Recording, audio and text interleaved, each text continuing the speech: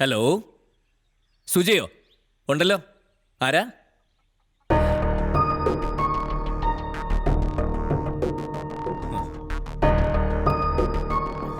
സുജേ, സുജേ, എന്താ ശ്രീയേട്ടാ? ഫോൺ.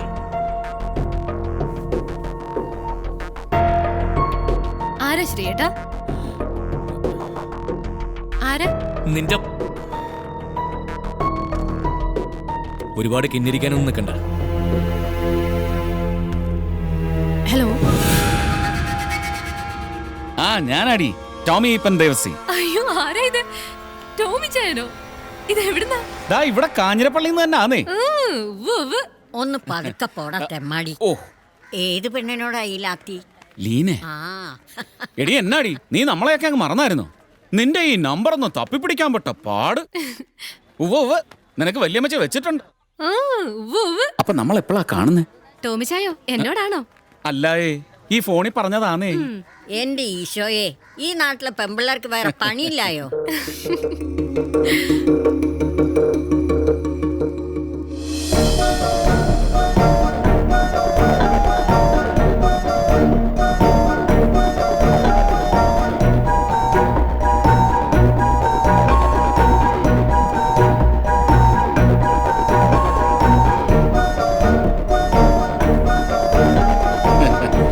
അയ്യോ, ഇതെന്നാ പറ്റി? ആ നല്ല മുടി എന്നാത്തിനാ മുറിച്ച് കളഞ്ഞേ? മുടിയോ? ഈ ടോമി ചായന് ഇതെന്നാ പറ്റി? ഹ, അത് ഇവിടെ പറഞ്ഞാടി. നമ്മുടെ പണിക്കരടത്ത എൽസി ഇല്ലായോ, അവരോട്. അപ്പൊ പഴയ സ്വഭാവം ഒന്നും മാറിയിട്ടില്ല അല്ലേ? എങ്ങനെ മാറാനാടി? ഞാൻ ഒന്നുമില്ലേലും ആ പഴയ കാഞ്ഞിരപ്പള്ളിക്കാരൻ അച്ചായനല്ലായോ? അത് ശരി. വെറുതെ കുടുംബക്കാരെ പറയിപ്പിക്കാത്തടാ തെമ്മാടി. ഇപ്പോഴും തന്നെ മഞ്ഞും കുളിരും നനുത്ത ഓർമ്മകളും കോണിയാക്കും. അതൊക്കെ തന്നെയല്ലേ? ആ ചിരിക്കുന്നു. മോളെന്നാ പറയുന്നു? ഓ, അവളും മിടിക്കായിട്ടിരിക്കുന്നു. ശരി, ഇടയ്ക്ക് വിളിക്കണേ. ഓ,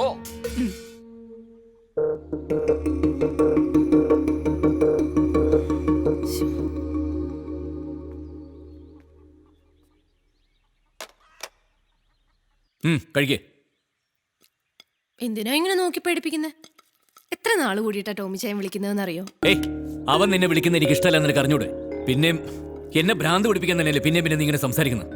ഓ, എന്റെ ശ്രീയേട്ടാ, വളരെ മോശമാണ് കേട്ടോ ഇത്. കാലം എത്രയായി നമ്മുടെ കല്യാണം കഴിഞ്ഞിട്ട്? മോളുണ്ടായെന്ന് അറിഞ്ഞിട്ട് കൂടി എന്റെ വീട്ടുകാർ ആരെങ്കിലും ഒന്ന് വിളിക്കണ്ടോ? ആകെ ഞാൻ ജീവിച്ചിരിക്കണ്ടോന്ന് അറിയാൻ വിളിക്കുന്ന ആളാ ടോമി ചായൻ. ടോമി ചായനോട് ഞാൻ വിളിക്കണ്ടെന്ന് പറയണോ? വേണ്ടടി, പറയണ്ട, വിളിച്ചോട്ടെ. അവളുടെ ഒരു ടോമിച്ചായൻ. ഇങ്ങനാണെങ്കിൽ ഇനി ടോമി ചായൻ വിളിക്കുമ്പോ ഞാൻ ഇവിടെ ഇല്ലാന്ന് പറഞ്ഞേക്ക്. ഫോൺ തരണ്ട, പോരെ?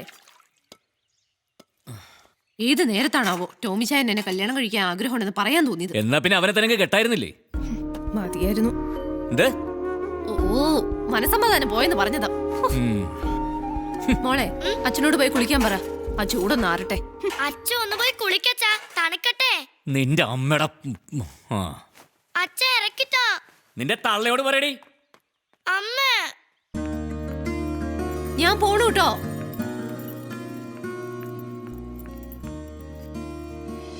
വാ പിള്ളേരെ വേഗം.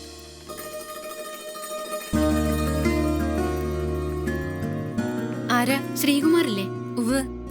ഞങ്ങള് വടക്കും ഭാഗത്തുനിന്നാ. കുട്ടികളെ ശ്രീകുമാറിന്റെ അടുത്ത് ട്യൂഷനാക്കാൻ വന്നതാ. ട്യൂഷനോ? അതെ, ട്യൂഷൻ. കുട്ടികൾ പാചകത്തിന് വളരെ മോശ. കെട്ടിച്ചുവിടാനുള്ളതല്ലേ, അതാ.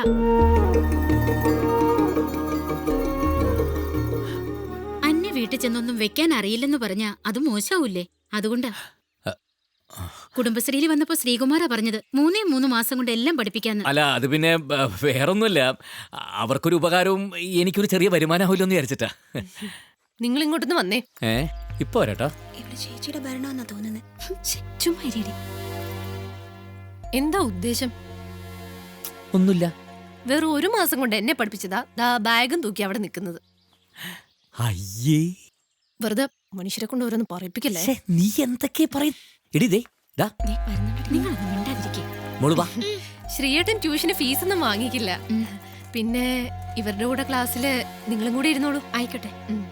നിങ്ങൾ കയറിയിരിക്കേ, ഞാൻ മോളെ വിട്ടിട്ട് വരാം. സുജയ്,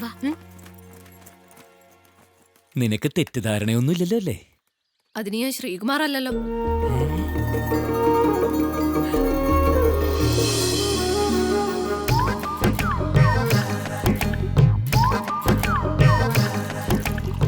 പാചകകലയിലെ ആദ്യ അക്ഷരമാണ് ചായ.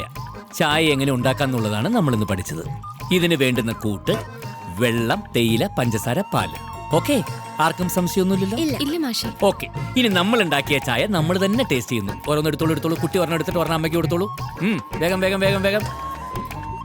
എപ്പോഴും നമ്മൾ അടുക്കള വൃത്തിയായി സൂക്ഷിക്കണം. അതിനെന്താണ് വേണ്ടത്? നോക്കി നിൽക്കാതെ തുടക്കി കുട്ടി. ഇതാ ഇവിടേക്ക്. ഇവിടെ തുടങ്ങിയോ? വേഗം.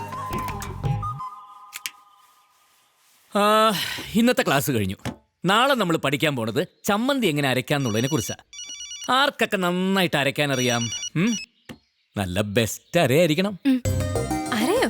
ആരുടെ അരയുടെ കാര്യം നിങ്ങൾ ഈ പറയണേ? അയ്യേ, നീ ഉദ്ദേശിച്ച അരയല്ല. അര ചമ്മന്തി അര. ട്യൂഷൻ ക്ലാസ് കിടന്നോണ്ടിരിക്കടേ. എന്റെ ശ്രീയേട്ടാ, നിങ്ങൾ പത്രം ഒന്നും വായിക്കുന്നില്ലേ?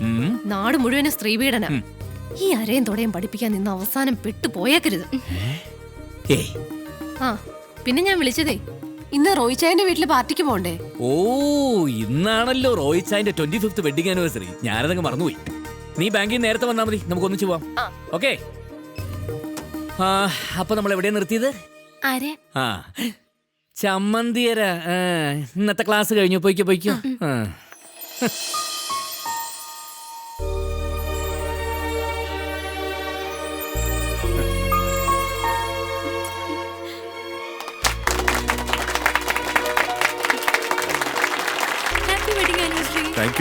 എല്ലാവർക്കും കൊടുക്കണം. റോയിച്ചായ കൈകൊണ്ട് തന്നെ 25ാം വിവാഹ വാർഷികത്തിന് എന്റെ എല്ലാവിധ ആശംസകളും. പ്രിയമുള്ള സഹോദരി സഹോദരന്മാരെ, റോയിച്ചനും റോസമ്മയ്ക്കും ഇതുപോലെയുള്ള ഒരുപാട് വിവാഹ വാർഷികങ്ങൾ ആഘോഷിക്കാനുള്ള ആരോഗ്യവും ഐശ്വര്യവും ജഗദീശ്വരൻ തരട്ടെ എന്ന് പ്രാർത്ഥിച്ചുകൊണ്ട് ഞാൻ ഇവർക്ക് വേണ്ടി എഴുതി തയ്യാറാക്കിയ അവിയല് പോലൊരു ജീവിതം എന്ന കവിത ഞാൻ നിങ്ങൾക്ക് വേണ്ടി ഇവിടെ ആലപിക്കാൻ പോകുകയാണ്. മോളെ, അച്ഛൻ നമ്മുടെ മാനം കളയും. എങ്ങനെങ്കിലും ഒന്ന് തട്ടിപ്പറിക്കടാ. വേണ്ടവനെ, ഞങ്ങൾ രണ്ടുപേരും കൂടെ മനസ്സിരുത്തി വിശദമായിട്ട് വായിച്ചോളാം. അല്ല, ഞാനാവുമ്പോ കുറച്ച് ഈണത്തില്. നീ പോയി 2 പിടിപ്പിക്കടാ. വായിച്ചിട്ട് പിടിപ്പിക്കാം. പിടിപ്പിച്ചിട്ട് വായിക്കാന്ന്. അല്ല,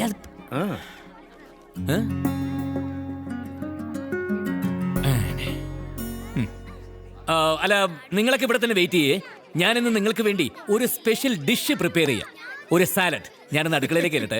നിനക്കതാ നല്ലത്, അല്ലാതെ കവിത ചൊല്ലലല്ല. ലക്ഷ്മി എടുത്ത് ഇങ്ങോട്ട് വന്നേ. ഇന്ന് ലക്ഷ്മി എടുത്തേക്ക് ഞാൻ ചിലത് സ്പെഷ്യലായിട്ട് പറഞ്ഞു കൊടുക്കും. ഇവൻ മനുഷ്യന്റെ മനസ്സമാനം കളയുമല്ലോ. അതെന്നെ കുറിപ്പിയട്ടെ. അതോ, ഇവൻ ഈ പെണ്ണുങ്ങൾ ചെയ്യുന്ന അടുക്കള ജോലിയൊക്കെ ചെയ്ത് വെറുതെ ആളാവുകയല്ലേ? 24 മണിക്കൂറും അവന്റെ കാര്യം പറയാനേ ലക്ഷ്മിക്ക് നേരമുള്ളൂ. അതൊക്കെ കളയന്റെ കുറിപ്പിയട്ടെ.